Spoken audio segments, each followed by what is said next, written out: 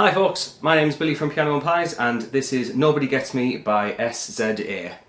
So the first chord that we need is a G major chord. If you don't know what G major is, you've got middle finger on fret 3 on the top string, then pointy finger on the A string, fret 2, some open strings on the D and G, then you can optionally put fret 3 on the B string, or you can leave it out to be a 0 or an open string, but definitely have your little finger on fret 3 on the E string.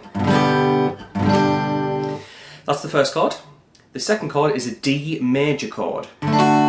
Open D string, open D string there, fret 2 on the G string, fret 3 on the B string, and fret 2 on the E string at the top. And the third chord you need is an A minor chord. Open A string, 2 and 2 on the D and G strings, 1 on the B string, and then open E string. And basically most of the song are those three chords. So you have a G chord, D, A minor again, and that loops around for a lot of the song. There is one exception, technically two exceptions, but it's the same thing.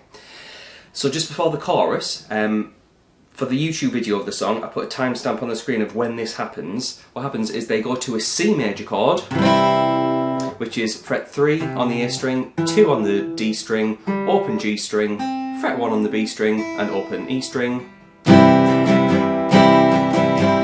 Then they go to a C minor chord.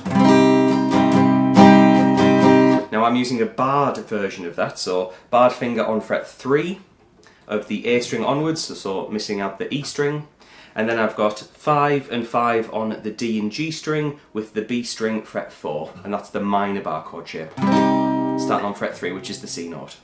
So we have this, and it goes back to the main chord progression. If you find that version too hard, there are easier versions that you could use if you're more of a beginner.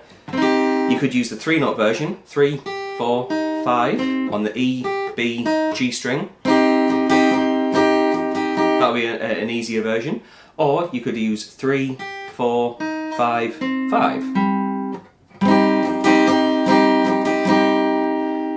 That's another option as well.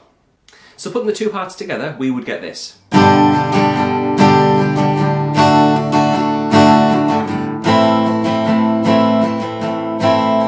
C, and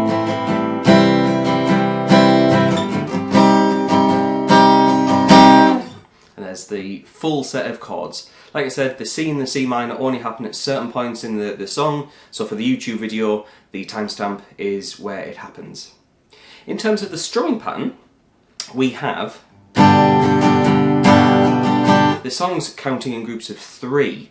And it's kind of got this 1, 2, 3, 4, 5, 6, 1, 2, 3, 4, 5, 6, 1, 2, 3, 4, 5, 6. You'll notice with my right hand, to keep it as smooth as possible, I'm constantly trying to move my hand up and down, even when I'm not always strumming.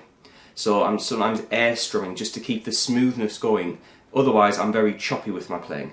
So I'm going to play the chords really slowly, and I'm going to count after 3, and then maybe you can join in as well. Here it is. 1, 2, 3.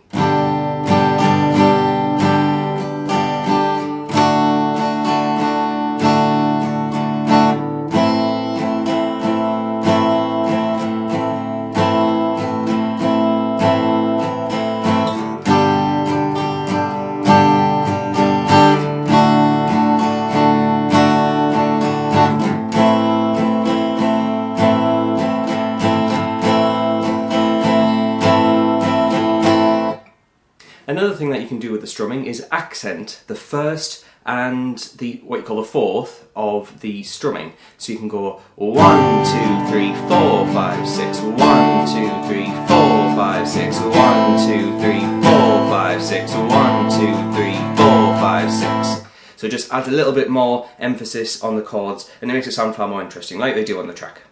So that's a pretty simple song. Thank you very much for watching. I'd like to say thank you to all the Patreon subscribers who are on the screen at the moment. If you want to get more behind the scenes footage as well as chord charts and everything else that I make for all my videos, then head off to Patreon and you can subscribe there. Thank you very much for watching. See you in the next video.